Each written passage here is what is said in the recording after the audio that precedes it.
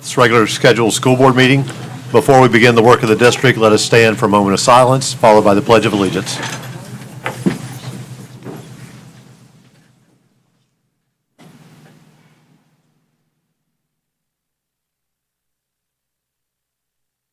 I pledge allegiance to the flag of the United States of America and to the republic for which it stands, one nation, under God, indivisible, with liberty and justice for all.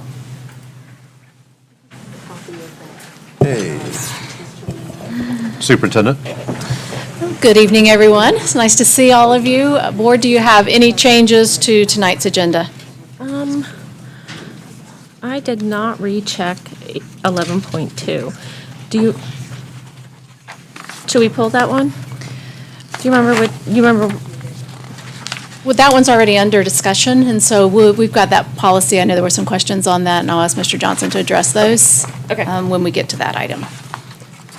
One more stuff. Okay, Anything we're else? good. Right, and you were added 9.01, that's an HR item that was added today, so you have a copy of that.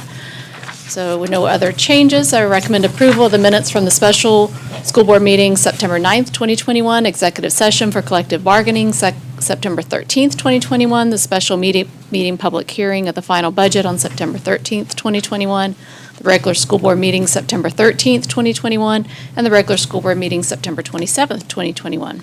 You've heard the superintendent's recommendation. So moved. Second. Okay. All those in favor? Aye. Any opposed? 5-0. Okay. All right, we're going to start off with our main event tonight, and that's the recognition of all of our 2020-2021 STEAM schools. And so I'll ask Ms. Cockcroft to come forward and recognize those schools that are here tonight to celebrate.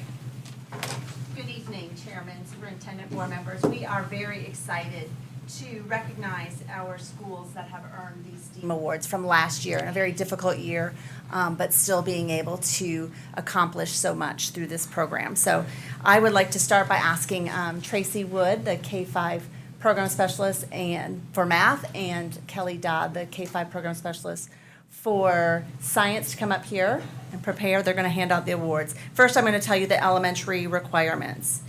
In order to get the STEAM school recognition in elementary school, you had to have monthly multi-grade participation in a STEAM school level professional learning community.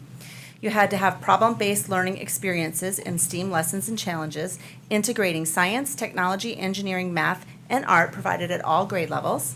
STEAM Bowl team practice documentation, participation in a STEAM Bowl competition for grades 3 through 5, school and district science and engineering fair participation in K-5 classrooms, and host a school-based STEAM night. We're going to start with the schools earning gold STEAM awards, and they have earned this with full participation from all of their students in grades 3 through 5 for their science projects. So I'm also going to ask Dr. Emily Feltner to come up and help us with these awards. What I would like to do is to have them come up, be recognized, maybe come through and get recognition from you all. They can exit out, and then we can do the next group, the next elementary group, and then we'll finish up with the middle and high, if that's okay. So I'm going to turn it over to Tracy and to Kelly. Good evening. The first group we're going to recognize are the Gold STEAM schools, starting with Astatula Elementary.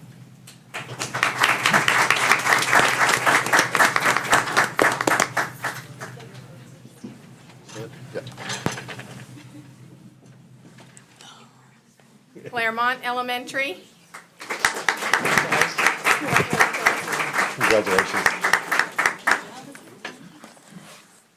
And if all the schools could wait in the lobby afterwards so we can take a group picture, please. How are you? Cypress Ridge Elementary. Congratulations.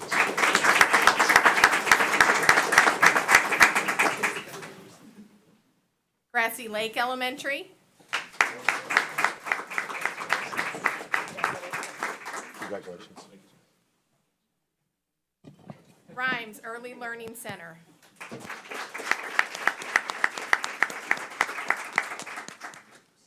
Spring Creek Charter.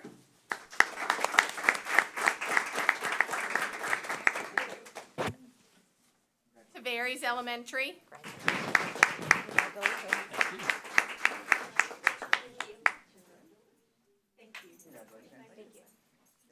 Redway Elementary, Good to see you. Yeah, where you been? Triangle Elementary, Congratulations. and Umatilla Elementary. Congratulations. Hey. Congratulations.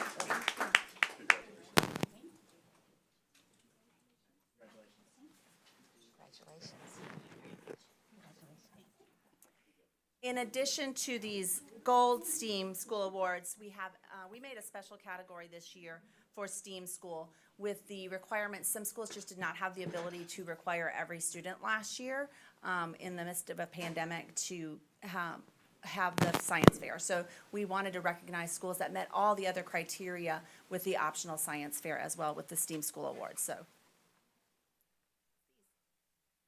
And these schools are Eustis Elementary,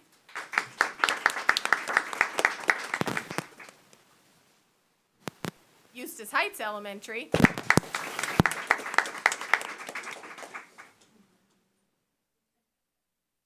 Fruitland Park Elementary, Good job. Groveland Elementary,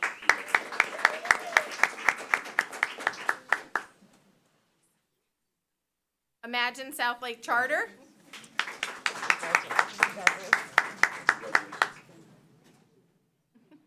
Lost Lake Elementary,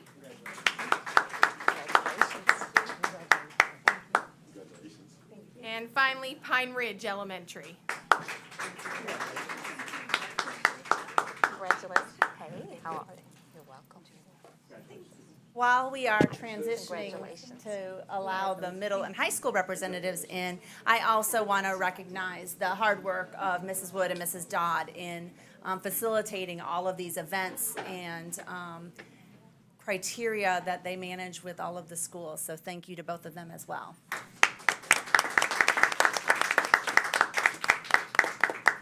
At this time, I'm going to ask Ms. Sonia Blackstone to come forth.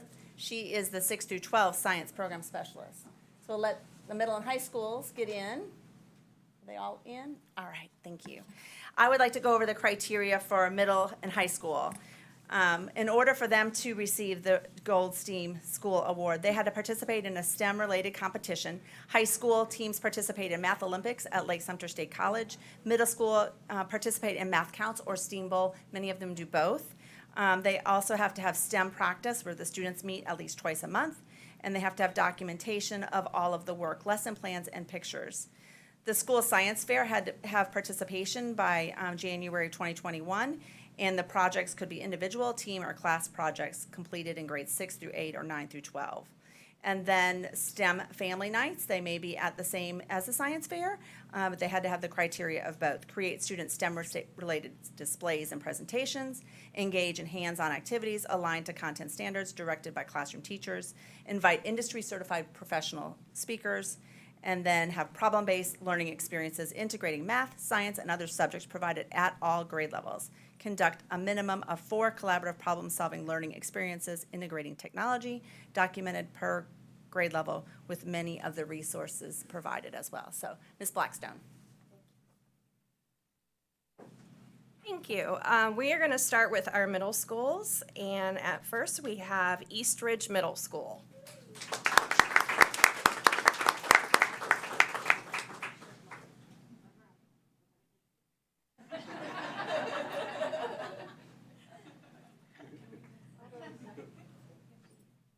Next is Eustis Middle School.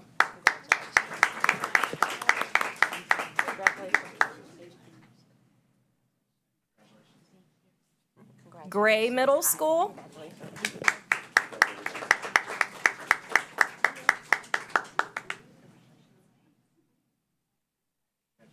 Umatilla Middle School.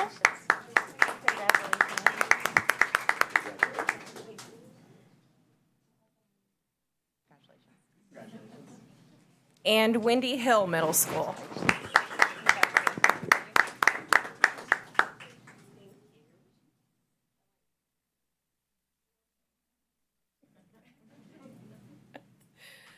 And for our high schools, we have the Gold STEAM School, and I have to kind of give a shout out Southlake High School, from the beginning, since we've started this for high schools, they have had a STEAM Gold, and they have one again this year.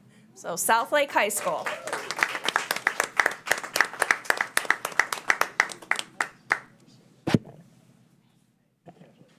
And our other high school is East Ridge High School.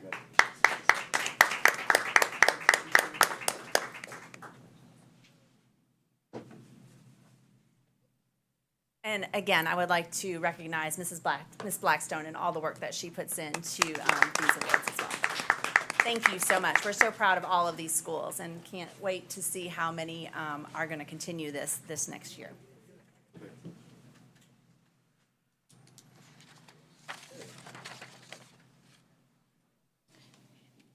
Next is Ms. Owens with our district spotlight. Oh. All right, well then we're going to start our district spotlight.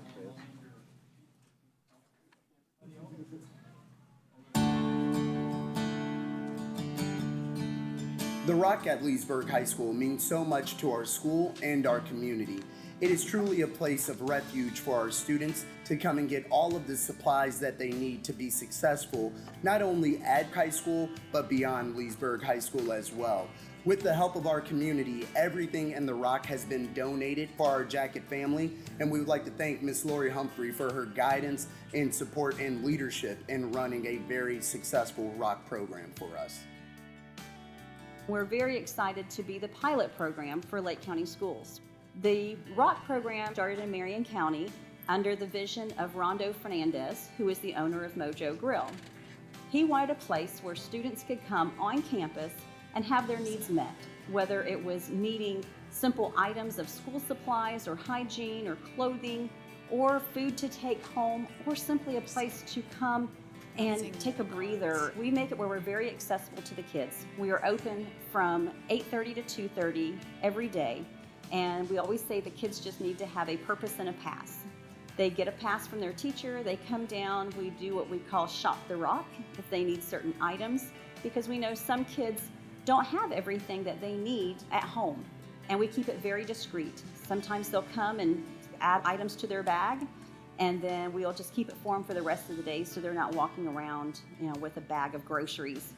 So just, a little bit of dignity sometimes when you need to do that. Everything you see in here has been donated. We are completely community funded. From the furniture I'm sitting on, to the shampoo that goes home, to even the food that comes in. As we know, some students do not have the financial stability as other students do. We want a place where our students could come and make sure they have all of the resources necessary to be successful in their classes. Sometimes it's just a pencil or a backpack, but other times it's food. You can't focus on your academics if you're hungry. You can't focus on history or science if you're worried about where you're going to sleep at night. We always try to look at the student and what they're facing today, but what they might face in the future. And we know sometimes they can't get past today because of the circumstances that they're in. So we try to build a bridge wherever their path may take them, whether it's college or career or military. We want to make sure that they have the resources to do whatever goal they have set for themselves. So whether it's needing a pencil or needing food to take home or just someone to listen or to help them with their homework that day, we want to make sure that we're available whenever they need it. And we find that we have a population of students that we call homeless unaccompanied. When I first came to Leesburg High School, I met one of those wonderful VIPs, is what we call them. He came into the Rock just simply needing a jacket at the time. And the more I was able to talk to him, I realized he didn't have anywhere to sleep. He was doing what we call couch surfing. He would go to whoever's couch would open their door that night. We were able to find a way for him to finish his high school, have a regular place to reside, as well as get further skills as an electrician. He calls me once in a while to give me an update on where he is. And the last time he called, he had mentioned that he had finished all of his certifications in electricity and is now working for one of our local electricians as a full-time job. Meet them where they are today, but follow them into the future and make sure that they're successful citizens, and maybe even come back later to mentor one of the kids here.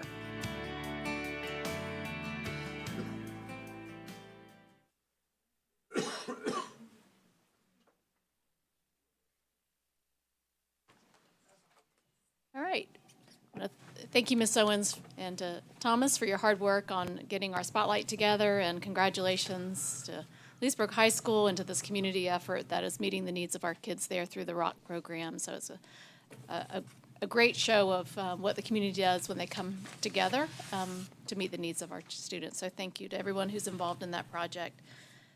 We're now going to move on down, and Ms. Cullenbat, if you want to go ahead and give your report, and then we'll come back to public input. Good evening, Chairman, School Board, Superintendent. Apple Mart has had 267 teacher visits, and we've distributed $20,000 worth of supplies. Last Friday, with the help of the Eustis Baseball Stars, we moved locations. We're still on the same Eustis Middle School campus, but we're in a different location, and it is closer up front. And we got a call today from the Mount Doris Women's Club, and they had 14 cases of copy paper, which is absolutely gold for our teachers. So we hurried out and got that, so we're excited. We've received grants from Clay Electric for $5,000, and we're expecting an award from County Materials, which will be earmarked for our construction academy at South Lake High School. We've had to place another order of water bottles. We had a few schools that came in with requests, so I have 600 left in inventory if there are any schools out there that need them. We received the nomination forms for all of our Teacher of the Year, school-related employee, and rookie teachers now, and the packets for the nominees will be going out this week, and judging will start right before Christmas for our Teachers of the Year. Casey Edmondson, who has been with our Take Stock program for a little over 3 years, applied for the position we had open in the foundation and has accepted the position, and she's currently doing both jobs until we can get the Take Stock position replaced. Education Day for the Renaissance Fair has been canceled on November 5th, but we have offered all employees and students a $5 admission on Saturday, the November 6th. Our art departments from Tavares High School and Leesburg High School are coming to the site this week to paint the dragons on the Dragon Maze, the Unicorn Castle, the Castle Game, and our construction academy at South Lake High School is building a real live gypsy wagon, so we're excited to see that.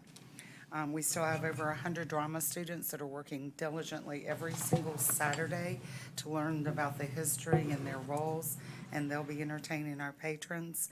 And the culinary departments at South Lake High School, Umatilla, Lake Tech, Mount Dora, and Leesburg are going to be cooking every single turkey leg, and last year there were $80,000 worth of turkey legs. The golf tournament on Friday is at Mission Inn, and it is completely sold out. Hans and Kay Jacobson were the presenting sponsor, with Wharton Smith and Electric Services as the primary sponsors, but they are joined with 21 other sponsors. It's going to be the best golf tournament we've had in about 8 years. We have 3 companies that have agreed to join in and do toy drives in their businesses. Jenkins has been doing it for years, but there are 2 other companies that have agreed to jump in, and we're asking for unwrapped toys for our homeless, and we'll be picking those up on December 14th. Our next board meeting is scheduled October 27th at noon, and we will be installing Don Marks. Are there any questions? Oh, great work. Thank you. Yeah. We'll now begin public input. And before we begin, I just want to say that this school board welcomes all of you to this meeting. Great turnout. This time is set aside for the citizens of Lake County to address the school board. This will not be a question or answer time. It will not be a political forum, nor is it a time for personal accusations or derogatory remarks to or about school personnel. If you would like to address the school board, please come to the podium, speak into the microphone, state your name and address for the record, and limit your comments to no more than 3 minutes. Your participation is welcome. So we'll start. We first have Dr. Tibbetts.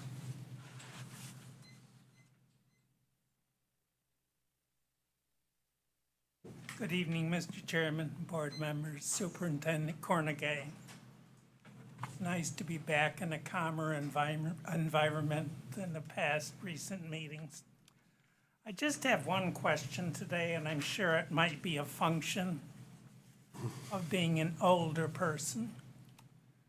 But item 8.09 is part of a consent agenda to spend $1.6+ million. I read this, and one of the highlights in the description of it is, oh, and you can take a camera so that all the students can see other students' work. I grew up when you weren't supposed to look at other people's work, but pay attention doing what you're doing yourself. I know that technology is an important thing in our schools, but sometimes I think you can get carried away. I don't know about all the details of this, but when it comes up, I hope it gets pulled from the consent agenda. And I would like to see your comments about why this is so important to do. Thank you again for your time and mostly for your service. Thank you. Mr. Maurice Campbell?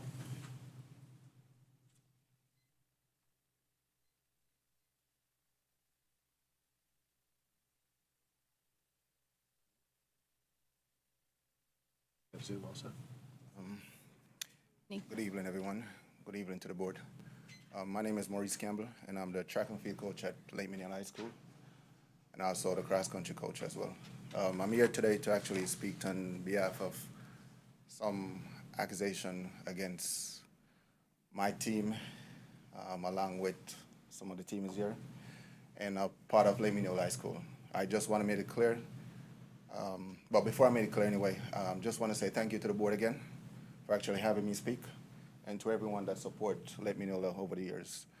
There's no such thing as those allegations of any sort of bullying, anything that we deal with at Lake Minion for the whole entire program, not for track, not for cross country, not for soccer, for no sports at all.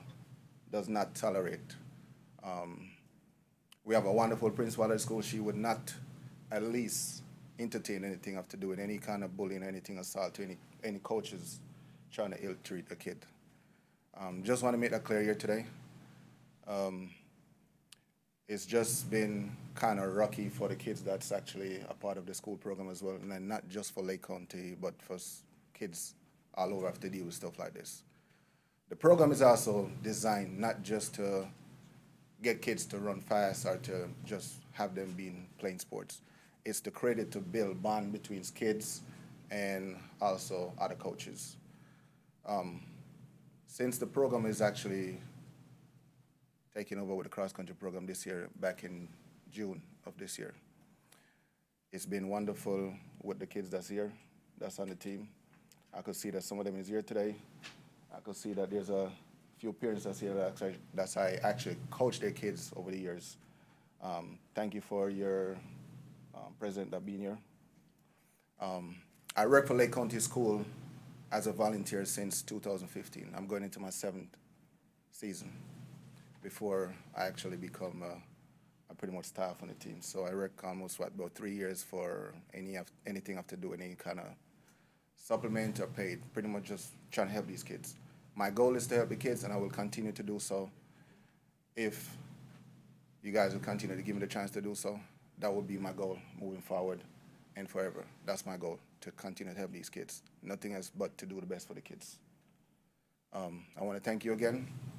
As my last thing to say, please, every other kid and to every parents, the goal is not to try to let a kid feel as if do sports is like a job. It's supposed to be activity that they have as fun, but also prepare them and get them ready for college and to prepare them for their whole lifespan after this. Every kid have to become an adult one day, and my job is to try to teach the kids to try to do better when they get to that point, not to teach them anything else different from that. Thank you. Thank you. Thank you, Mr. Campbell.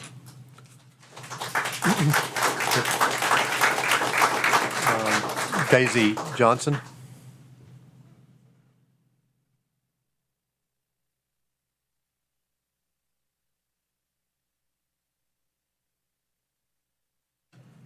Good afternoon to the board, Superintendent. My name is Dr. Johnson, and I am a member of Lake Mineola High School. I'm also with the coaching staff of the cross-country, track, weightlifting, and now golf. I stand on behalf of Coach Campbell. This is a guy that I've known for, I've been at Lake Mineola since they opened the school. And Coach Campbell came 2 years after that. And I've known him for that many years. About 8 years I've known him. And he is a man that has done exactly what he said he would do. His main goal is to push the kids, to make sure that they are getting and they are achieving the things that he would like to see them achieve as a coach. So therefore, I stand on behalf of him, and I will continue to stand on his behalf. Thank you very much. Thank you. And we have a Zoom. We have a Zoom caller.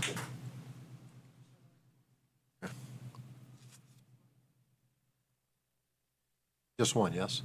Okay. Okay. So go ahead. Uh-oh, looks like we got.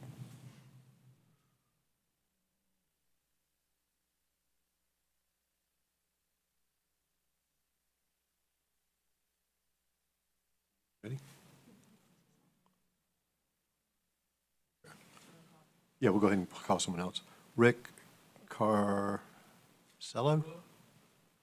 Okay, thank you. I appreciate the help. You have 3 minutes, sir. Okay. Thank you for listening for 3 minutes. That's awesome. Just here in regards to Coach Campbell also, I'm a father of 6 children. I have 2 girls, 4 boys, and 2 that attended Lake Mineola High School. And the 2 that attended Lake Mineola High School also participated in track and field, and also my last one that's in there right now is in cross country and track and field. My boys have never had any issues with Coach Campbell. They've known him since 2015. 2015 to 2018 was my son Jovian Carrillo, and he's turned out to be a great kid. Going to college, fulfilling production, and a lot of it has to do with Coach Campbell. He set our kids forward to do their best, and he's always been there, not only as a coach for sports, but someone that's going to be there to help them look into the future and be better at their future.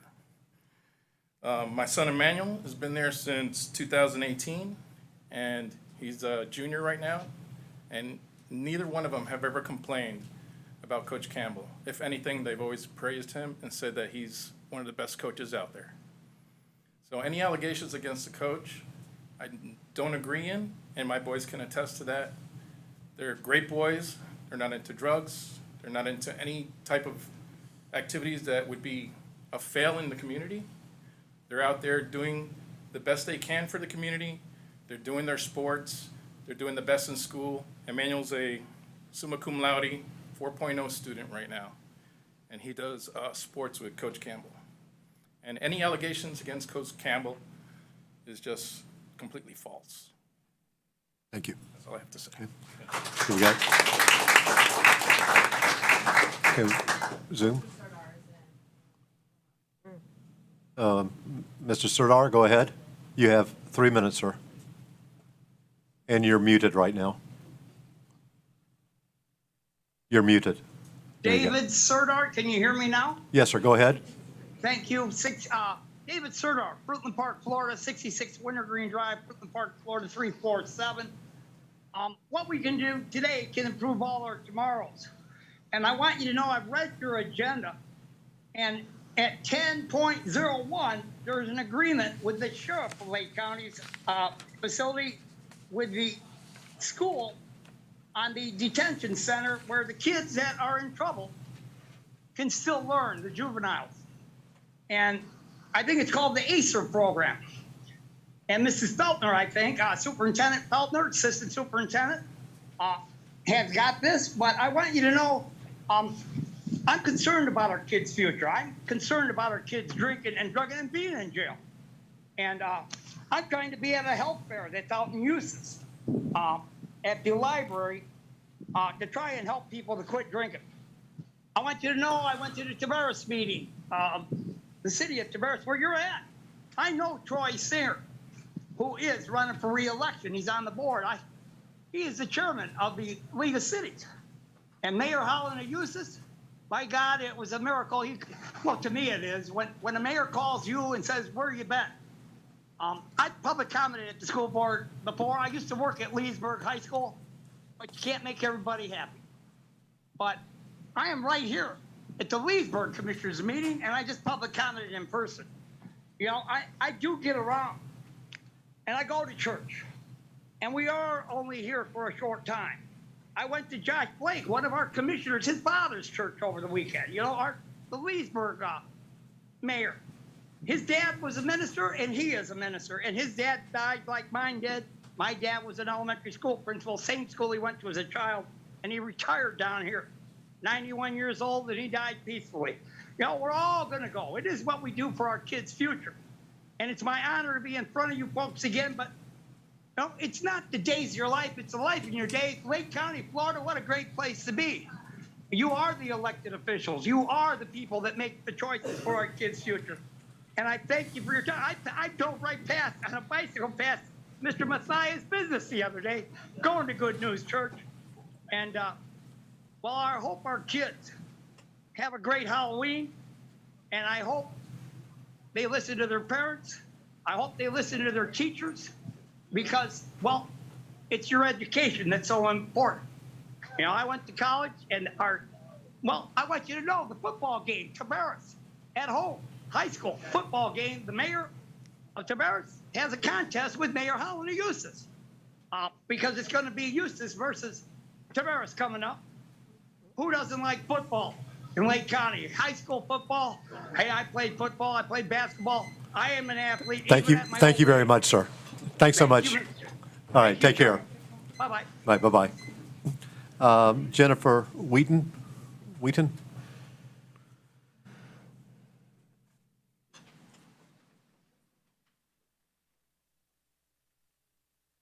Ladies and gentlemen of the board, thank you for your time. My name is Jennifer Wetton. I have twin sons who are in their third year of cross-country at Lake Mineola High School. My concerns include the ongoing harassment and personal attacks against Coach Maurice Campbell. He continues to do his best to coach the remaining players of the team despite constant pressure and badgering from those who have chosen to remove themselves from participation. Tonight, I would like to share specific ways Coach Campbell has brought unity, professionalism, and personal accountability to the team. Some may say that Coach Campbell has divided the team. I would argue, however, that they have isolated themselves from the team and from the benefits of being a part of it. Coach Campbell has worked to blend the track and cross-country members in support of one another and invites them to participate together. He is happy to communicate with parents and athletes alike rather than verbally communicating with teenagers and hoping that the message is correctly given to their parents, thus unifying efforts between athletes and families. Coach Campbell seems to recognize that when you schedule an athlete, you schedule a family. Coach Campbell brings a strong sense of professionalism to the cross-country team with high expectations, timely communication, consistent scheduling, and willingness to provide feedback and insights to the athletes. He has increased communication tenfold. He works to get the team in a positive frame of mind for weekly competitions, and despite the barrage of hate and backlash being thwarted toward him, he brings encouragement, positivity, expectation, and belief to each event. Coach Campbell recognizes that he is in a leadership position with these students. He does not play favorites, and his expectations don't fluctuate based on his personal relationship with students or parents. He treats them all equally with fairness and accountability. He speaks with respect and kindness. He expects students to treat coaches with that same level of respect and dignity. Coach Campbell has elevated personal accountability among team members. He recognizes that cross-country should be fun, yes, and at the same time, he teaches our athletes to say what they mean and mean what they say. When students agree to participate on the team, he expects them to show up and to give their best. If an athlete cannot attend an event, he expects them to communicate appropriately. He expects them to own their position on the team. He expects them to participate and to give 100%. He expects them to look out for one another and for the team as a whole. He highlights each team member's strengths and helps them rise above their weaknesses. Coach Campbell deserves the chance to lead these teams without the unnecessary harassment of those who are not directly involved in the program that he has been hired to lead. Please, I beg you and those listening, let him do his job. Let him show us the success he is capable of bringing to our athletes and our school. We are One Hawk. Thank you. Debbie Kuntz. Debbie, Kunze. Hi, I'm Debbie Kunze. Thank you guys for having us here tonight. I'm just here to represent Coach Campbell and all the runners. My daughter Lillian Kunze wasn't going to run this year. She was not included in the original summertime session of running, which had been every year they had running in the summer. She wasn't included in part of that. She was unaware that they were having the practices until after it had already been going. It was unofficial practices, but some people were there facilitating the thing, not Coach Campbell. So she was feeling left out and wasn't going to run as part of the team, but Coach Campbell reached out and said, hey, Lily, you should join the team. We really want you here. And she's excelled, and now she's thinking of going to college to be a runner. She's finally finding that love for running that she's once had, because she's been running since 7th grade at Eastridge Middle School. And her, I have an older daughter, Ellie, who also ran cross country and track. She graduated in 2020, and she never had any issues with Coach Campbell back then. We haven't had any issues. We think he's doing a great job. He's very positive and keeps the team very unified, and we're One Hawk. So thank you, Coach Campbell. Thank you.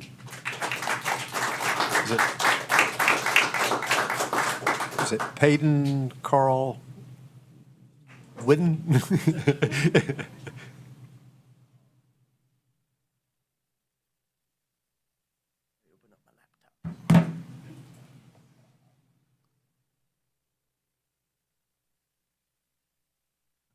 Work. Why aren't you working? Thank you for giving me the opportunity to speak, and I will now begin. Coach Campbell is a great coach. I think he just moved. Okay. Is a great coach and honestly one of the best coaches I have ever had. He treats all his runners fairly, regardless of their strength or grade. He cares greatly for us and wants us all to succeed. He systematically plans our practices and consistently communicates with our parents. He has never verbally or physically abused or assaulted his runners. He is truly a great coach, especially in comparison to our last one. In the past, a coach once said that if you didn't attend all the practices without notification of possibly missing it, you would not run the next upcoming race. She did not hold true to her word and allowed them to walk over her rules. Oftentimes, under the same coaching, runners would cheat the workouts, making it appear that they were doing the workout by arriving at the same time as the rest of us, but only going half the distance or going at a slower pace, making them look better and more likable to the coach, when in reality they were cheating both themselves and the team. In the past alike, we would run long runs, leaving the starting location running 3 to 4 miles away, but then returning. During this period of time, the coach rarely accompanied us and to make sure that we were safe or keep us in checks. During this time, we had no possible communication with her because we gave her our phones so that we could run better. Coach Campbell does not do this. When we run long runs, he joins us. He either actually runs with us when he can, or drives to locations along the route to make sure that we are safe and that we are doing the workout. Oh my gosh. Coach Campbell also makes stretching a priority, which had been a rarity with our last coach. During stretches and workouts, he commonly explains why and what it will do for us, metaphorically tuning our engines. Some runners claim that his workouts hurt them and that he inflicted their injuries upon them. I oppose this view because the runners that claim this did not stretch when the time was given, and they did not heed the advice the coach gave them, thinking that the stretching was dumb and the advice was dumber. I had shin splints my entire running career for the previous coach, but after the prioritized stretching and icing, my legs have since then recovered. After each race and throughout practices, I talk with the coach, double-checking that my form is correct and for advice. This coach is very future-oriented and does not allow us to burn out, which I had issues with previously. At states last year, I burned out badly after districts. My time dropped 31 seconds and then another 20 seconds once I reached states. This will not happen this year. He has planned this season so that we will reach our top times at regionals and carry it through states, performing at our best. Coach Campbell has also set a systematic schedule so that all practices will be at the same time and the same place. This has made it much easier for parents and athletes alike. Now with Coach Campbell at the helm, planning is easy. Both parents and athletes alike receive this information. We receive an email each week concerning that week's meet, and it is a massive help. Coach Campbell is kind. When runners feel a possible injury developing, I guess I'll finish there. Yeah. You can finish your thought. I can finish it? Finish, Okay. no, not your whole thing. Just finish your thought. That's it? Regardless, Coach Campbell is a great coach. I love him as a man, not in a homosexual way, but in a straight way. He is a great man, and I really enjoy having him as a coach for his advice. And yeah, I'm embarrassed. Okay, thank you.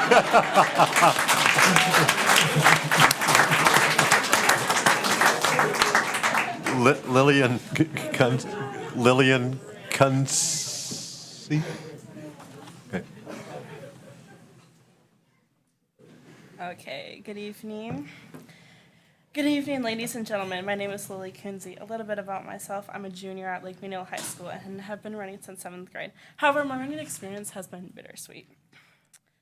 Before Coach Campbell, my previous coach was almost the reason I gave up my running career, because every year we have had summer conditionings and upcoming season practices, but I was never included in these over the summer because of whatever reasons. I was lied to, and I just felt really not welcome on the team anymore, and I didn't want to continue running. Then I decided, you know what, I should talk to Coach Campbell, and he told me every year, you know, this year it's going to be different, it's going to be different.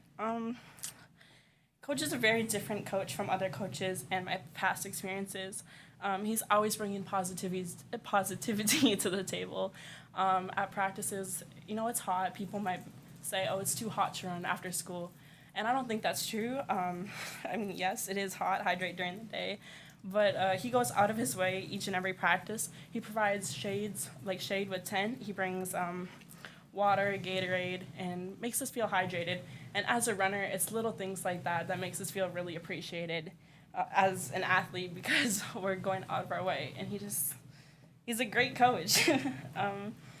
For anyone who says that he didn't have a good experience with his coaching, it's very hard to believe. Our team is not just a team, it's a family.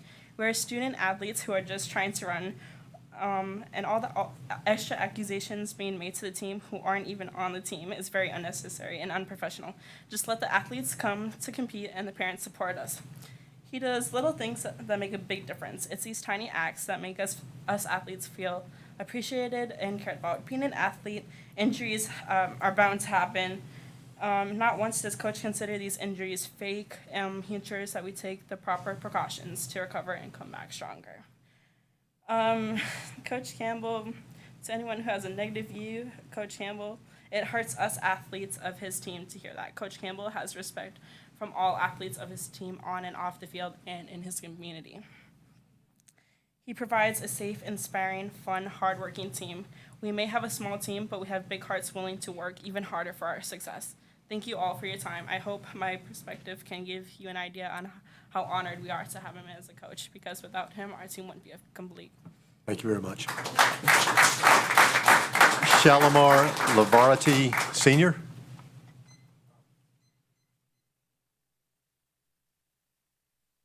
Good evening. My name is Shalimar. I've known the coach for about 2 years now, and my son trains with him. He's actually here. Yep, he's actually next. Yeah. So he's very professional, and he takes time with the kids. He makes sure that he puts them on a path to be how can I say, be responsible. He trains them to, you know,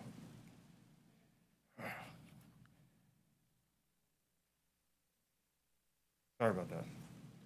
He's a great guy, and anything that's said about him is false. You know, he takes the time and he runs with the kids. He makes sure he trains them properly. He takes the time. He's a religious guy. He's very personable. He communicates with the parents. He communicates with the kids, and he's just a great person. And any allegations are false. I mean, when they go to the track meets, he's the only coach that I've seen to go to the meets, train with the kids, you know, make sure they're hydrated. He coaches them up, and he's just a great guy. Thank you. Thank you very much. Okay, we'll bring up Junior. Y'all tag team. Thank you, Lake County School Board, for having me speak. Get this going. All right. I just wanted to say that Coach Campbell is a great coach, and when I was struggling in track and not being able to run the times I wanted, I had to make a choice on moving away from my friends on my old track team and joining a new team. So I joined Coach Campbell's team, and in 1 week I was able to drop 4 to 5 seconds, and I've been doing so ever since I've joined. Coach Campbell is always pushing me to be a better student athlete and a better person in life, and he's helped me outside of track as well, whether it's family situations, whether anything going on in my life, and anytime I felt like giving up, he was always there to like push me and keep me going. And Coach Campbell was just a great coach, and I wouldn't want him to leave the area. So yeah, thank you. Thank you very much. Lily Henne. Lily Henne. Henne.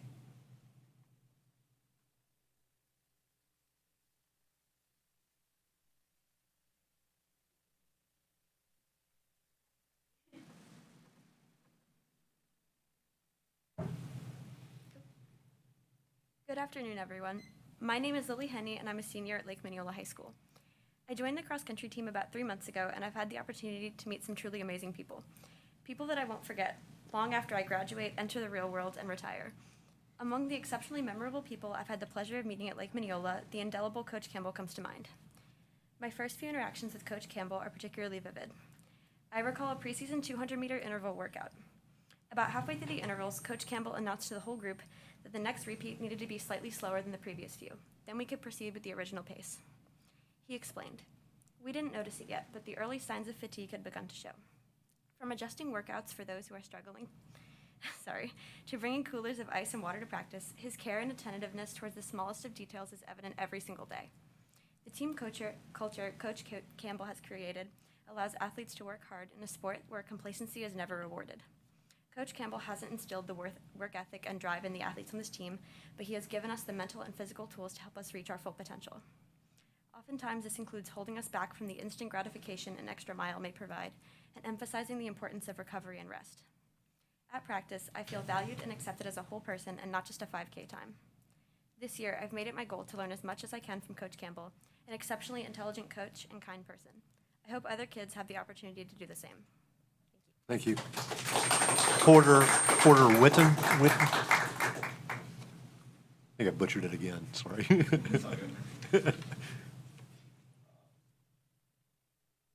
Hello there. My name is Porter Wetton, and I'm a student at Lake Mineola High School. This year I'm a junior, and I run on the cross-country team. This is my 3rd year, and I'm so excited this year to be running under Coach Campbell. One thing that I really love about Coach Campbell is that he expects effort of us. And he kind of helps us to learn that however much you put in is how much you're going to get out. If you don't put in the effort at his practices, you're not trying, of course, you're not going to see any results. But under under his purview and stuff and under training under him, you can kind of see that you see results after training with him. Going into the season, he knew that many of us had problems with injuries in the past. For example, me and my brother both had shin splints for the past couple years running cross country. And this season, knowing that, he tried to focus on different types of training to kind of combat that. Instead of making us, like, running us so much that it would hurt our legs again and have us have that problem again. He kind of tailored the training to make it more beneficial to all of us. He's advised me, I'm a dual sport athlete. I play soccer as well at the same time as doing cross country. And not only does he help me with just my cross country needs, right, but he helps me with my soccer stuff as well. So different, of course, you're gonna use like different muscles and stuff between soccer and cross country. And he's helped me to kind of learn different things, how to strengthen different muscles and how to stretch differently in order to help with both of those sports. When faced with different problems, Coach Campbell has attempted to solve them before they came to be before they became larger problems and stuff. And this is evident from all the different times that he's held meetings in order to try and address different problems that people had either with his coaching style or just for whatever reasons I guess they had. But no matter how bogus they were. At the end of the day, I feel like some people just kind of have a problem with new leadership, right? And sometimes that can be tough. But I feel like at the end of the day, you have to learn to give people a chance, right? And in giving Coach Campbell a chance, I realized how much that I can learn from him this year and how much I already have begun to. And I just want to thank you guys all for your time. Thank you. Rihanna Clark. Good evening. I'm Rihanna Clark. I'm a student at Lake Mineola, and I'm also a dual sport athlete. I run track and I play soccer. I'm a senior this year, and I've been playing sports since I was about 5 years old, and it's been, I can't even tell you how many different things. I've been on so many different teams over the years, and I've had my fair share of good coaches and bad coaches, which is something that every athlete goes through. And from an athlete point of view, I can't tell you how influential coaches are on us. Like, we spend more time with them than we do our own parents most of the time. So having a good coach is really, really important to not only just our athletic careers, but to our development at the stage that we're at right now in our lives. Having a bad coach can affect your self-esteem, can affect more than just your athletic performance. And so I've had experiences with that, not only in my younger years, but recently. And so I was kind of nervous last year going into track again because I used to run in elementary and middle school just a little bit. And I kept hearing how good Coach Campbell was, so I was like, okay, I'll try it out again. So I went to try out, and I had a sprained ankle already. I could barely run because of soccer season. And Coach Campbell told me, you know, you can't run right now, but if you're willing to put in the effort, he will give you exactly what you put back in. And so he said, anybody, he gave not just me, everybody who was willing to put in the effort and the commitment, exactly what we deserved. And so I got on the team, and I was not the fastest girl, and I haven't ran in so long, but he still gave equal opportunity for all of us. And I know that a lot of people kind of focus on track and field as an individual sport, and it's really not. It is definitely a team sport, almost closer than any other team sport that I've ever been on. So being a part of the team requires discipline, a good attitude, effort, and good sportsmanship, most definitely. And these are the things that are expected of us from not only Coach Campbell, but the coaching staff in general. And I've seen what being on a team with members who don't have those attributes can do to not only yourself, but like your whole outlook on life and your team environment. And so it really is just it's not a healthy environment when your team is not together. And these things that are expected of us are, there's simple things that are expected of us, and with the respect that we give to the team, the sport, and our coach, not just Coach Campbell, but all of us, we receive the most fair, respectful, caring treatment that I've ever gotten from any coach that I've ever been coached by. Although some of us may not agree or understand with the decisions that are made, especially at whatever point in the season we're at, we may not understand in the time, like they were talking about their shin splints, like you don't understand what's going on, but Coach Go ahead Campbell's and great. finish up. Okay. Coach Campbell is one of the best coaches that I've ever had, and he would never do anything to harm us or anything like that. He does everything for the best for the program and for his athletes. Thank you very much. Kevin Kerman.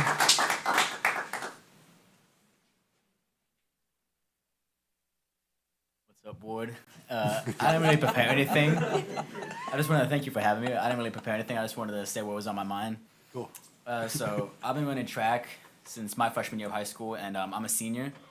I just want to say, like, I've never been, like, the best at it or the most confident at it, and I had dealt with a lot of injuries throughout it, but going into my junior year, I practically already quit the sport because I was just kind of done with it, but Campbell came, like, the new track head coach, so I thought I'd just come out there for tryouts, just see what I do, just see how the new experience was, and I wasn't the best. I didn't do what I was used to doing, but Campbell took the time and put me around, moved me to different events to see what I was good at, because he wanted to make sure that I felt a part of the team, which I didn't really feel a part of the team, you know. Just having a coach that, like, believes in you and wants you to be a part of the team, wants you to feel comfortable with everybody on the team, it just felt really good. And this year is my first year running cross country. I'm doing it more for, like, a conditioning kind of thing, but he really makes me feel a part of this team, and I never thought I would. Just all these people that have been running these sports, like, their whole lives, and he's made me feel like the same way, even though I've only been doing it for a couple months. But I've never had a problem with Campbell. He's been one of the best coaches I've ever had. He's always made me feel like I'm a part of every team I'm a part of. He makes me feel like I'm important. And, like, I've never seen him harass, bully, abuse, not even slightly, any of that to any of his athletes. He's always taking care of his athletes, making sure they're healthy, making sure they're okay. And whenever he thinks they're not 100%, he goes one-on-one with them, makes sure everything's okay, talks to them personally. Like, I've had family emergencies, I've dealt with injuries, and he's always been prepared for that. He's always been supportive of that. And I just want to thank him for being such a great coach. Thank you very much. Alex V. Ambrosia.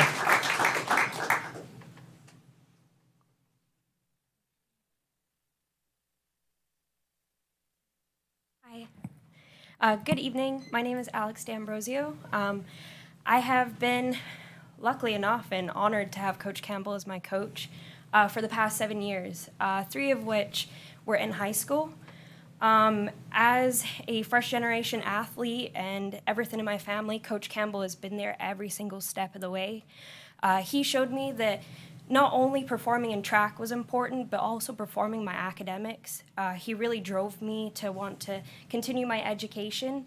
He also put those opportunities in place. He actively worked to talk to other coaches on other teams in college to try and forward my next career paths, to pursue track and to pursue my careers. And so he even put all that into place for me, and I had the opportunity of viewing other colleges. And before Coach Campbell even joined, because I was a part of the program 1 year prior, and I never knew those were even opportunities until he stepped in. He has shown me, even after leaving high school, that he is still there for me, and he is actively seeked out to make sure I'm okay if I haven't checked in. He's made sure that I am continuing to still work towards my goals no matter what they are, even if it's not in track anymore. To me, it actually deeply hurts me that people are considering to say bad things about Coach Campbell, because he has been a great person to me and actually my family too. Coach Campbell, he needs to be there to provide opportunities to other students like me who never knew that there was even an opportunity to move forward with track. And not even with track, but just in life in general. And he's just a great person, and it would be an immense disadvantage to any other athletes to come in after these athletes leave if Coach Campbell is not a coach in track or in cross country. Thank you. Thank you very much. Vanessa Jones.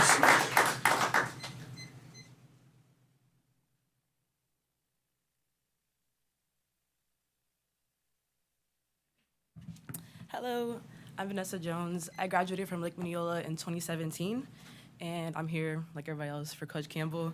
And I just wanted to say that he's honestly one of the most dedicated coaches I've ever had. He's one of the reasons why I'm still running track to this day. He prepared me to run collegiately, and I got to the past 4 years. And not only that, but he still trains me. Even though, like, I have, for no reason, no money, nothing, he just trains me out of the kindness of his heart, because I want to do one more track season, and I'm here by myself, have no coach at school anymore.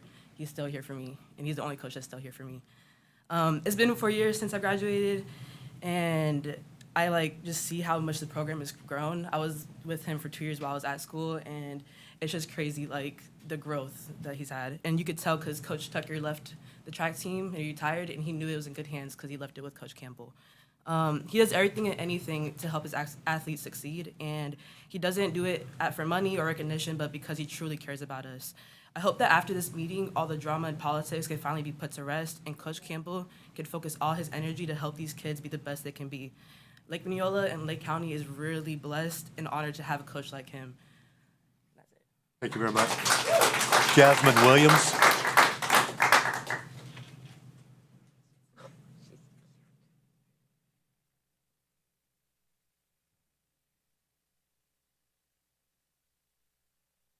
Hi, I'm Jasmine Williams, and I'm a freshman at Lake Minneola High School. I've been to middle school states 3 times in a row, and I've been to nationals twice, my last time placing 19th.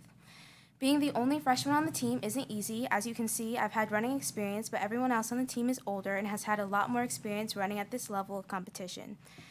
Even though I recently ran a 5K in 19 minutes and 31 seconds, giving myself a qualifying time for an elite race and placing as the 8th fastest freshman in the state of Florida, I didn't do it on my own. Ever since the incident where half the team left and Coach Cheryl signed her resignation, our remaining runners have become more like a family, and Coach Campbell is a big part of that. I didn't run in 1931 by ignoring his advice. I did it by listening and learning from someone who had experience training runners. I also did it by being strategically placed by Coach Campbell with the best on our team, Lily Henney, over and over. My point, being on this team with Coach Campbell and everyone else has made me a stronger, faster runner, and I've become a smarter runner. Not only is Coach a good trainer, he's also a good person. I remember at one of our meets, boys varsity was finishing up their race, and the very last varsity runner from a different team was finishing. I remember looking behind me and seeing our coach run with a kid on a completely different team to the point where he should start his sprint to the finish, encouraging him along the way. Afterwards, the kid came up to Coach Campbell and thanked him for running with him, and without a doubt, I knew he was a good person. I mean, who here would voluntarily run with someone else's athlete, tiring yourself out? As much as they try to make him look bad, he's kept a positive mentality. As long as I've been on this team, I have never seen him belittle anyone or bully anyone. He tells us things that make us better as runners and as people. As the school board, you're all here to benefit us as the students, and if you truly want to benefit us, you'd let Coach Campbell stay, because without him, our cross-country team won't be complete, and we'll be missing the most important piece of our family, the piece that makes us all better. Thank you. Thank you very much. Justin Theophile.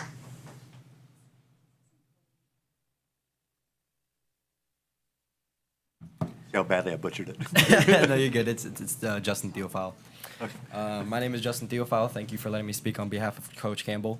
Coach Campbell pushed me as a student athlete and student because he did emphasize on grades more than anything. He gave me he gave nobody on the team special treatment, no matter what rank or how fast your times were. A good example was me. Throughout 6th to 8th grade, I did run track, but you could say with a different type of coach. That coach gave very general workouts for the general population. Coach Campbell is a coach no like any other, giving workouts designed specifically towards athletes to make them better. And because of that, I was able to run in my first state competition last year. He's a genuine person that cares for all his athletes, and the accusations made against my coach are very disappointing because it is not true at all. Thank you for your time. Thank you very much. Sharon Easom.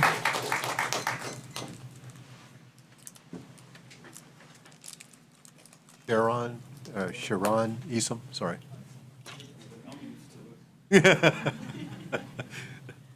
Good evening. Thank you for giving us the opportunity to support Coach Campbell. Just a brief history of who I am, quick thing about who I am. I was born and raised in Clemont, so I've been here 45, 46 years. Last class of Clemont High School, 1993. So I grew up in a small town atmosphere. I've had great coaches with Coach Cockcroft, Coach Gagnon, Mr. Church, all those great guys that I was able to watch and follow.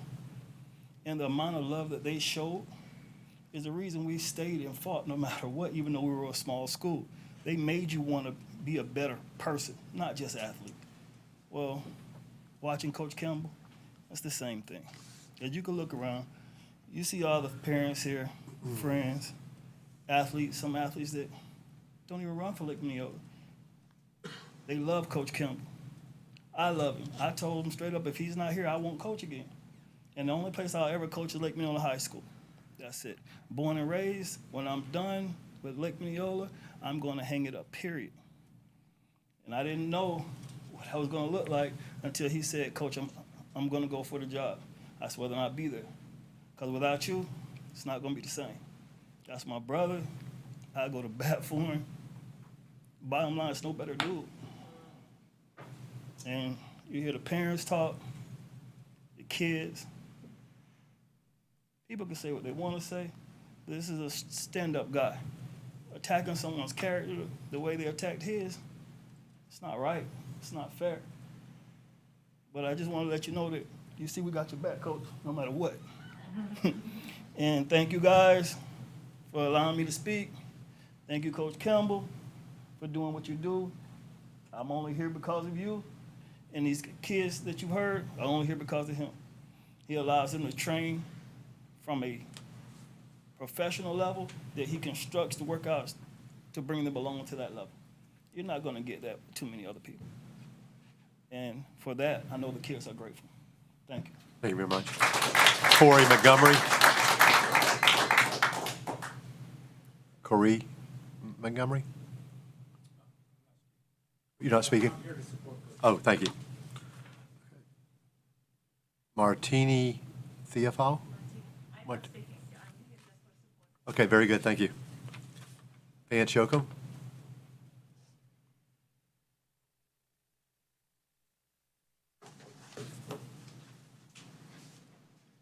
But before you start, Vance, because I know yours has nothing to do with this, I want to say, as your representative for Lake Minneola High School, I am enormously proud of you young men and women coming here and speaking and defending your coach. You are all one Hawk, and I'm grateful to be your representative. Sorry. And I had her start the timer, Vance. Vance Yoakum, as the board knows, I come here frequently and give you public input on budgets. And I thought this whole crowd was here to listen to me read some pages, from the school district budget, but apparently not. The coach, sounds like a great guy.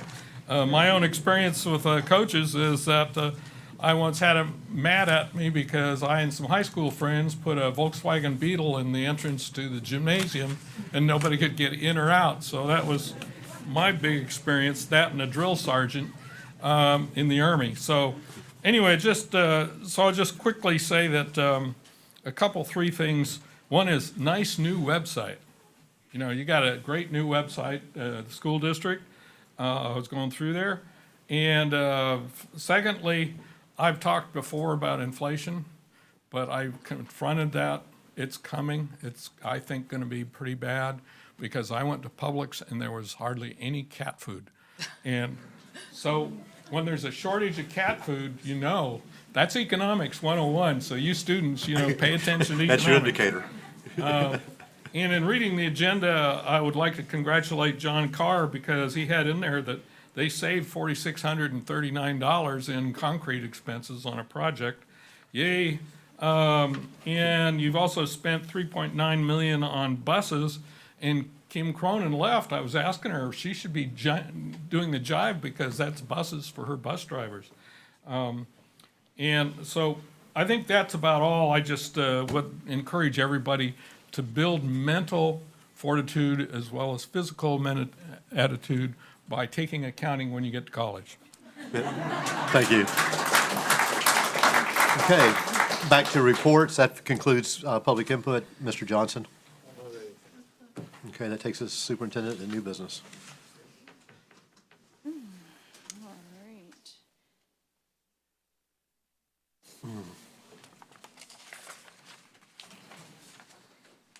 We're on the consent agenda.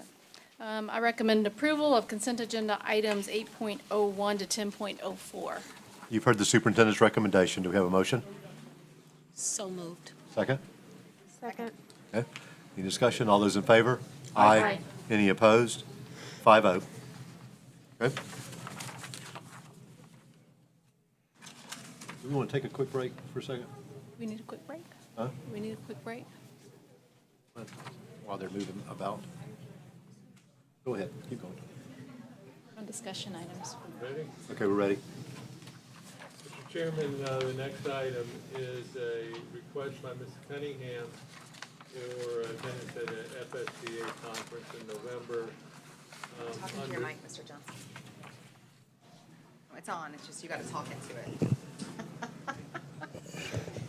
Under the board rules, the public has an opportunity to speak on the specific travel agenda item immediately preceding the request.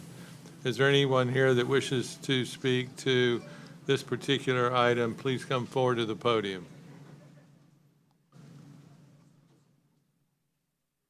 Mr. Chairman, that satisfies the notice requirement. I think you can now handle it as a regular agenda item. Thank you. Superintendent?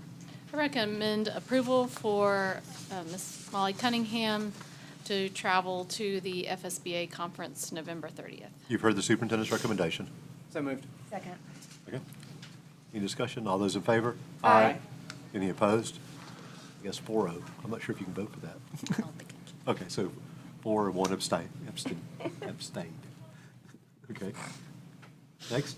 Mr. Chairman, the next item is a compilation of 3 policy amendments.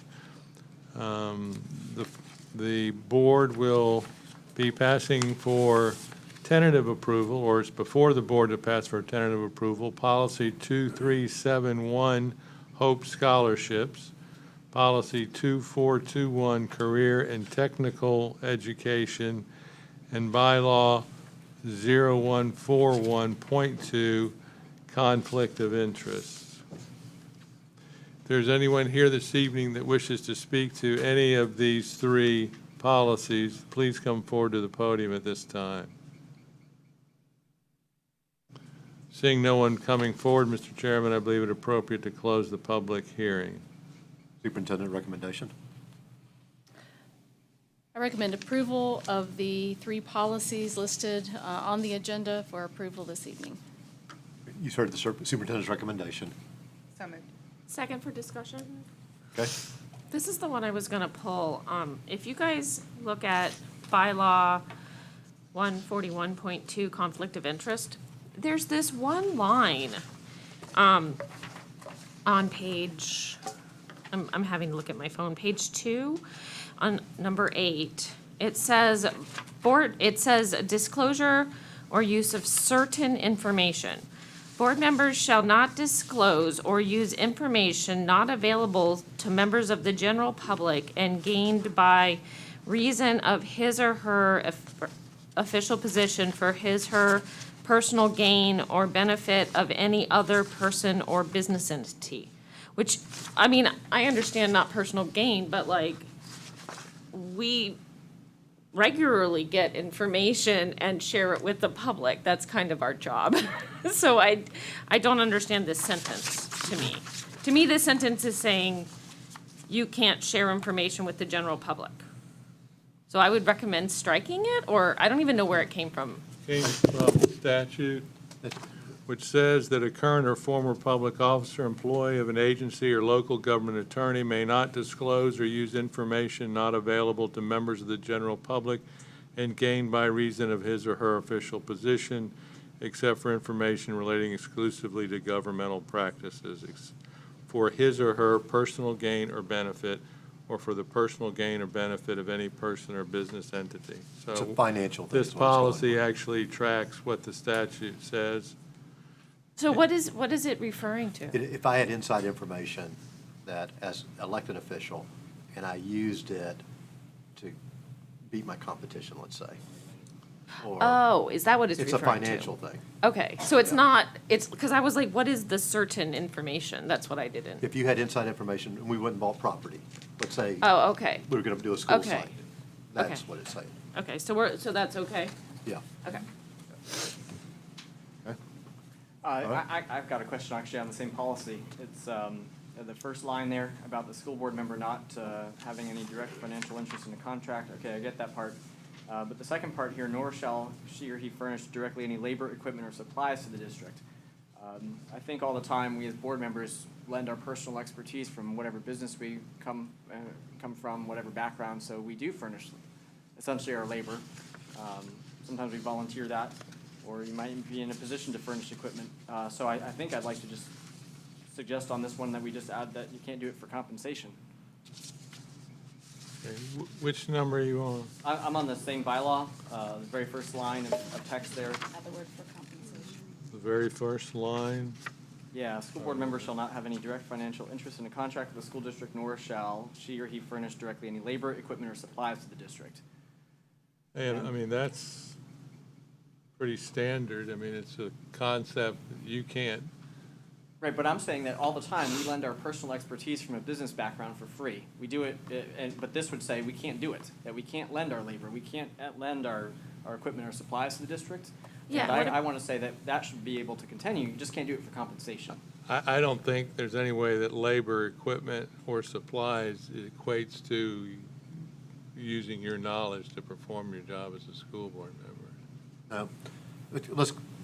So it's very specific, like Matthias Food Service has no business with the district, right? That's right. However, this is just a scenario that I did provide my expertise in consulting services for the design of the new Four Corners School. So That's exactly one of the reasons, or scenarios potentially that could exist that made me think about this policy. at pro bono, by the way. Yes, Or because. for example, you know, all the time I go into schools and do magic for their carnivals and things. That's something that I would be hired to do, that I would charge people to do, but schools, I don't charge them. But this would say I couldn't furnish that kind of labor. Meanwhile, I just wanted to say I could do it just Or is for it free. saying that? Is that your interpretation? Sir? Are you interpreting it the way that what we're speaking about? No. That's what I thought. I guess I would just like to. I mean, for the goods, that's very, you're obviously not supposed to provide, I mean, it's not in the scenario that happens here. If you're a school board member and you want to help get reelected or help out the people who are going to make a decision about whether they would include you in any discussions with being reelected, and you give them something, you give them a car, or you have these don't happen very often. I don't so think I'm that having scenario is trouble. the same as what we're describing. He just wants to add the word for compensation. At the. For That you compensation. can still Well, furnish. I don't think that works though, added for Because of what he's compensation. suggesting is that maybe you're not getting compensation for it, but you're getting But both. you're not supposed to get compensation for it. Right, but this also says that you can't furnish any labor to the district, that you can't furnish any equipment or supplies to the district. And yeah, I mean, you can't furnish, you can't as a school board member come in and say, I'm gonna give you 3 or 4 refrigerators. You're not supposed to be doing that. The way that's always done, Mark, is that you go to the Carmen's. Ed Foundation.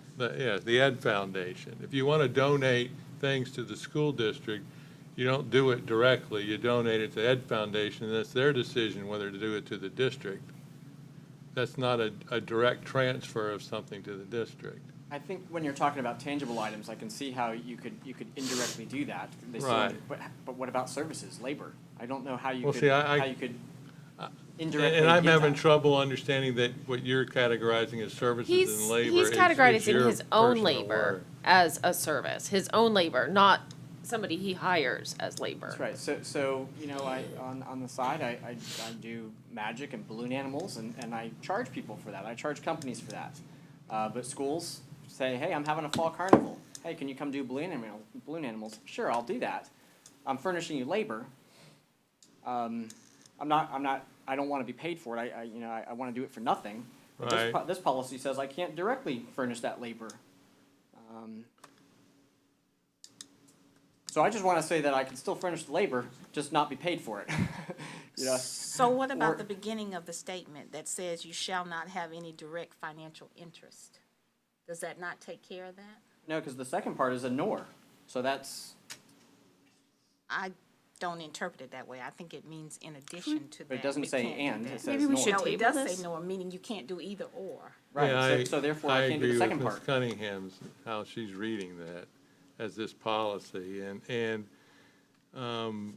you know, a financial interest in a contract could be interpreted as performing services for some school with compensation. But you're saying you just want to put in without Yeah, compensation? if you want to go do it for free, this policy says you can't furnish the labor. You can't work for free anymore for the district. You can't volunteer Well, I don't think services. that's anymore. I No. think that's, Well, I wait a think minute, that's been read the first part of the sentence again.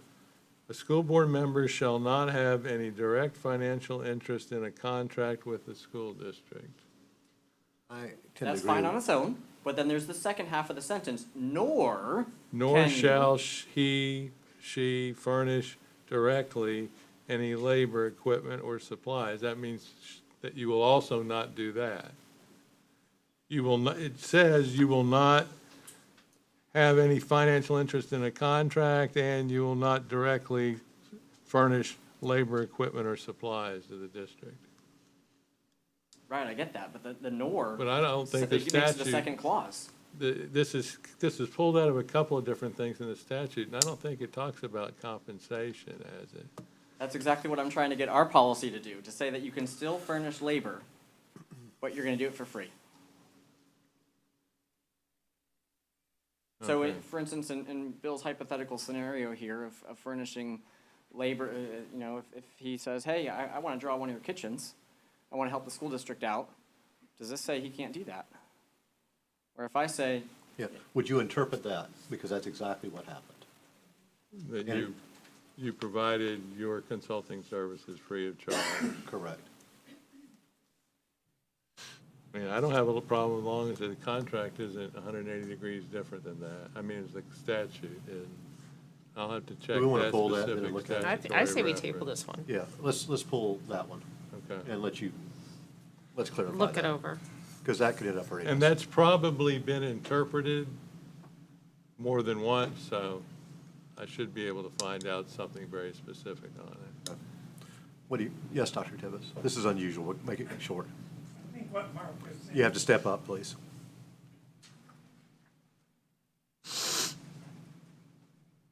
I think what Mark is saying is very significant.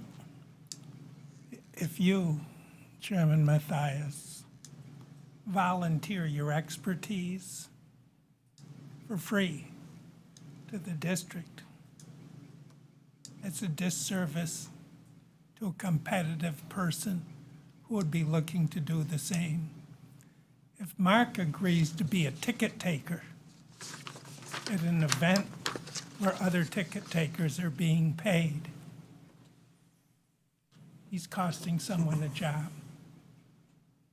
So unless it says what he says, I can do this and I'm allowed to do it for free, but understand even what that is saying. That if you do it for free, is that impacting? If you were saving the district, in the situation that I got involved in, the consultant, the food service consultant, was, first of all, provided a very bad design, then was going to charge us another $20,000 to redo it. So his architect fired him because I told him I would do it for free. So the guy got dealt out for sure, and he lost the 20 grand for sure, and thank God I was on the school board to do it. I agree. Right? I So, agree. there we but go. He makes a point of the way this is worded. You're not allowed to do that. Right? So No, you need to yes, that's fix my the problem, way so I it's want it to be worded. allowed to do that. right. Yeah, so we're going to pull that We're one. gonna- Everybody agree? Yeah. Okay, so we're pulling that one for right now. Okay? So now then, All right, so I'll amend my recommendation. Wait, we were on second. Oh, we had a second with comments, so we need someone to amend it, Uh, to pull it. Can I recommend that we table bylaw 141.2? Okay, you heard the recommendation, a second? Second. Okay, all those in favor? Aye. Okay, table. Okay, so now I guess we can just vote on the other two. So all those in favor? Aye. Any opposed? 5-0. Okay, board member, superintendent report. Just two quick things. If you could check your calendars for a workshop on November the 1st at our usual 9:30 time. We have a couple of items we want to bring to the board, including the legislative priorities that we need to vote on and approve or to move those forward. And then a few other items that will be added to the agenda that we will notice if that date works for you. Okay. And then I just want to give a big thank you and shout out to a group called Band of Brothers. They're a group of veterans that represent Lake, Sumter, and Marion County. I got a phone call several weeks ago that said, hey, if you'll come to this, meet us in the villages, we want to give your school district $4,000. And you think, okay, what's the catch? And I showed up, and they indeed handed me a check for $4,000 and said, we just want you to use it for kids. They're just a group that is very much, and of course, as veterans, it serves our country, but they're also serving our community, and so they gave of all three counties, they gave us each $4,000, and so we're just very grateful. It was a pleasure meeting them, and we'll put that money to good use in the best interest of our kids, so I just want to say thank you to them. That's all I have tonight. Hey, Dr. Burns? I just wanted to say thank you to the Mojo Grill for the rock program. That's really cool. Also, the Mojo Grill is really delicious. They're next to us, and you can DoorDash them.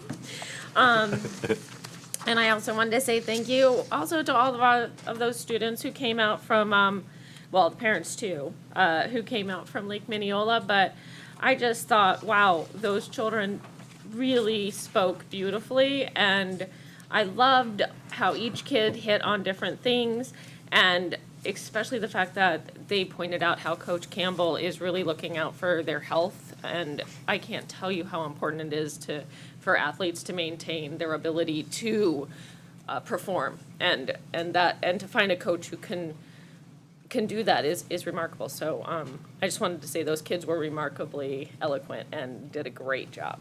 Well That's done. all I have. Well done. Mrs. Cunningham?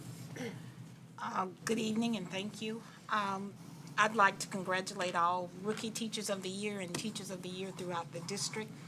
I'd also like to share that I had the pleasure of attending the STEM opening ribbon cutting at both Beverly Shores and Leesburg Elementary. Those were very nice events, and as a bonus, the Chamber had also made arrangements to introduce a reading program for second grade at both schools. It also included Treadway. However, I was not able to go to Treadway. But it was just amazing at the number of business people in our community that are stepping up, as well as individuals, and giving a great deal of money to help our children appreciate reading. I think that's very important. I think it's important that we take notice of those businesses, and when you're deciding on where to give your dollars, you might consider them because they are giving back to our children. Thank you. Thank you. Mr. Dodd? So at our last meeting, I think I had some rather unkind words for the Florida State Textbook Depository, and I had asked this board to send a very strongly worded letter, and I guess I guess I need to offer somewhat of an apology on that. I was disappointed to learn that some of the textbook issues were actually the fault of our own district, rather than the textbook depository. But as I started to think more about this particular situation, I think we've got maybe a situation where some of it is our district and some of it is the textbook depository, just based on when books have arrived. I don't know if this is one because it gets pretty complicated, I guess, as you dive into it. It's becoming more challenging to discern what's our district or what was the state issues or what are publisher issues. I don't know, is this potentially one for the auditor to look at to reconcile when were all the books purchased, what arrived when, what has still not arrived? Because maybe a strongly worded letter is still in order. Do we have books that still haven't arrived? Unless they arrive today. So I spoke today with the vice president as well as the president. They went through the only thing that we have not received was grades 3 through 5 science, and they said that those should be received. We should get those either tomorrow or Wednesday at the latest. And then there was some over orders. So for growth, Lake Point Academy and Grassy Lake, we had to order some more math books, and they said that the only ones that they were holding the whole order because the third grade textbooks that they received in the second shipment from the publisher was defective. And so they were holding the order and had to send back all the third grade math texts. This is volume 1, they have volume 2. They sent those back to the publisher to get those fixed. In the meantime, they were holding the whole order. So I asked them today, go ahead and put the rest of the grade levels on the truck tomorrow. They're gonna send those. They said you'll have them tomorrow or the next day. Some of them got on the truck today. And they're still waiting for the rest of the grade 3 from the publisher. So that is not their fault. They received defective textbooks that they could not issue to us. So everything else, they said that, I have the list here of everything that we have not received. There was a few missing items. For science, for 5th grade, there were 17 science books that were missing from one school, and then a few of the volumes of the math textbook that were on an earlier order. Those are also on their way, and actually those should have been received. So other than the science and those 3rd grade math books for those 2 schools, which was an over order, they have verified today, and Ms. Cockcroft has also looked into it and provided us a list of what is still missing. So we also reached out to a couple of schools just to verify today that they had received everything, so they all should be there now. So, and that's much more comforting to know that these things are in place. I guess when we just rewind 1 week ago, there were still schools missing their K2 science as well from the 3rd through 5th. A good segment of the schools I learned last week were missing the book 2 of the math series, which doesn't sound like a bad thing if you're missing book 2. You start in book 1, except that some of our grade levels actually start in book 2 by their sequence. And so my understanding is some schools are just going crazy on their printing budget because they're photocopying all the math pages because they don't have books for their kids or did not have books until last week. So I guess as I reconcile this, it's maybe we're still missing 3rd through 5th grade science now into the 2nd grading period of the year, but the K2 science arrived in the 8th or 9th week of the school year, and that math books were arriving in the 8th or 9th week of the school year. So I guess I'm just having trouble figuring out, was that another district mishap or was that a textbook depository mishap? And so that's where it starts to get very complicated. I know that there was a purchase order for some amount of books the day before school started. I just don't know what was on that particular purchase order. On August the 9th, that was the day before school. And so I'm just wondering, with how complicated this is becoming, is this one that our auditor just needs to go in and look at impartially to figure out when was everything ordered, what was the fault of the district, what was the fault of the depository. I just don't even know where to place blame on some of these things. And I guess that's one component of it. But the bigger thing is, okay, let's get textbooks in the hands of kids, because we're now in the 2nd grading period and we still have kids missing textbooks. And I just go back to fundamental responsibility of the school board. That's to provide instructional materials. And I feel like because of mistakes that have occurred, we failed in that job. Well, I think that if we want the auditor to look at it, because I think it's who failed or how do we fix it, there's 2 different ways to look at it. Sure. And I'm not certain that the district failed at this point, it's just a statement being made. So maybe we want him to take a look at what the process. Does everyone agree with that? And it's interesting, the math adoption is now starting. And so I had made the comment, like, maybe we could order them a little bit earlier, but the state doesn't allow you to do that. Right. You Well, can't order. I think that would come out as well, because that would maybe answer a concern. So when I called one of the publishers, I got some information, and they were wondering why we don't leverage the 20% that is in statute that we are allowed to order ahead of time. Is there a reason that we don't do that? So it would be good work to maybe we can look at that for next year, especially if the delays are still happening, because we're not allowed to order until a certain time. We'll get with Mr. Mock, and we'll have him take a quick, this will not be a full audit, but let's get him to do some of the things, and you'd be a great resource to get him started, I think, right? Is that good? I do just Okay. want to acknowledge that we do have materials, that all of them have the online digital materials, and I understand that they want the hard textbook, but I don't want to leave the public thinking that we haven't provided them any resources, and I know it's not the same, but they do have their online books as well. And when I talked today, they have acknowledged at the depository that there was some delays in deliveries. They're, like everyone else, have a shortage of staff, and just like we do, and so while there's probably a lot of blame to go around, I think the main thing is, as you said, that we get the books as soon as we can in everyone's hands. We've acknowledged that, yes, there was some mistakes made, and there's been delays in deliveries. We even offered to set our trucks up there, everything that we could possibly do to try to rectify it as quickly as we could. And So thinking about the other part of that for printing implications for schools, if they have gone through their printing budget because they've been photocopying, printing off pages from the math books that they didn't have. I guess we have. We'll funds take care of it. available. Wait, they've already gone through $10,000 in printing? I don't know how much they've gone through, but I've they've heard done that that there are much. schools who basically had to print every math page for every kid, or from a couple of grade levels for the first 9 weeks, because the books were not there. I would argue that you wouldn't have to do that, but we're not going to get into a Sure. pedagogical mathematics. Yeah, if the book's available online, why you would print every page is a little mystery to me too, but I think it's worth, it's worth Let's have Mr. Mr. Mock Mock taking a look look at at it. Everybody's agreed to it. All right. So I think we'll set the general 30,000 feet, just like we did with the facility use, Yeah. and we'll get a report and be better. Okay, Mrs. Luke?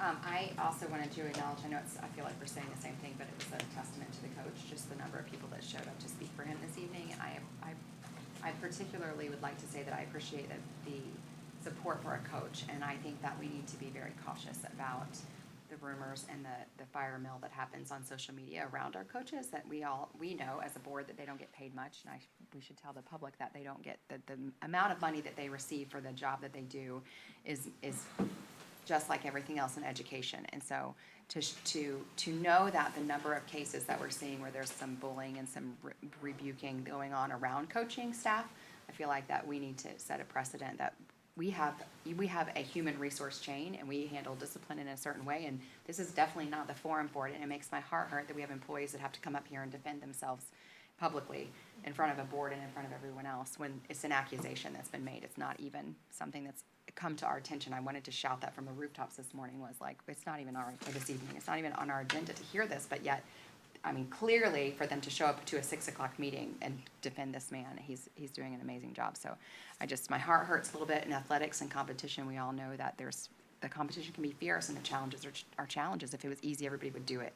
So I definitely want people to hear that we have support for our employees, all of our employees, our coaches, our teachers, our administrators in that regard. And I feel like we've seen a lot in people over the last couple of months, and to support each other would probably be in everyone's best interest. So I also want to tell you guys, if you're not doing anything on Friday night, it's Eustis's homecoming, but the highlight of the homecoming game will be that the girls are receiving their state championship rings during halftime.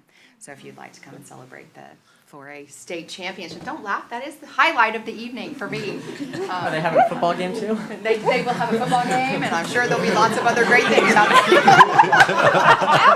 That's it, I'm done. Okay.